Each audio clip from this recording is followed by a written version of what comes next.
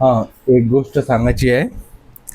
जेव्हा सॉफ्टवेअरमध्ये जेव्हा आम्ही डिझाईन करतो कोणता पण पार्ट, जसं प्रायमरा P6 किंवा इस्टॅपमध्ये, तर त्याच्यामध्ये एक कोड अप्लिकेबल राहते 456 वाला.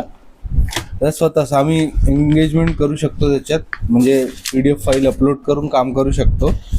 पण अजून एक कोड आहे SP34 आणि 1987 वाला. याच्यामध्ये इकडे एक गोष्ट दाखवायची आहे ना, इकडे ना, याच्यामध्ये हा डिझाईनचा पार्ट राहते. तर माइल स्टील ग्रेड याच्यामध्ये कोणत्या च्या बार राहते, काय राहते, तर याच्यात 250 न्यूटन पर पासून तर 410 न्यूटन पर स्क्वेअर, म्हणजे मिनिमम अल्टिमेट टेन्साईल स्ट्रेंथ. आम्ही जेव्हा डिझाईन करतो, जेव्हा कोडमध्ये जेव्हा डिझाईन होते, जेव्हा सॉफ्टवेअरमध्ये डिझाईन होते, ते 240 ते 250 आहे.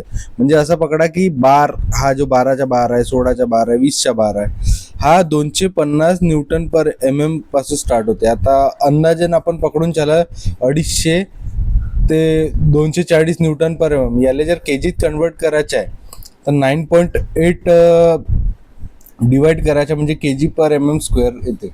आता एक केजी पर स्क्वेअर, आता याला थोडंसं एक्सप्लेन करतो. एक मिनिट थांब, मार्कर पाहू दे. मार्कर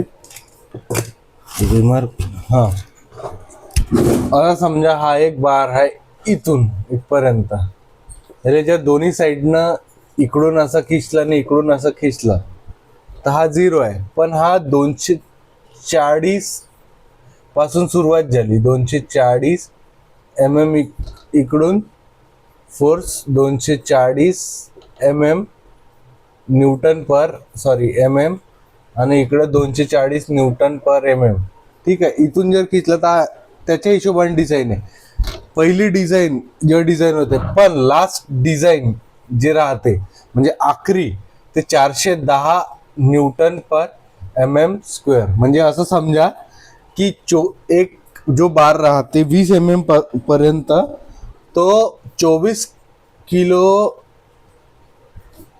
पासून स्टार्ट होते. त्याला डिझाईन केले जाते का 1 हा 24 किलो घेऊ शकते. पण त्याची लास्ट डिझाईन हे 410 किलो पर हा राहते. याच्यासाठी जर आपल्याला हे डिवाइड करायचं आहे तर याच्यासाठी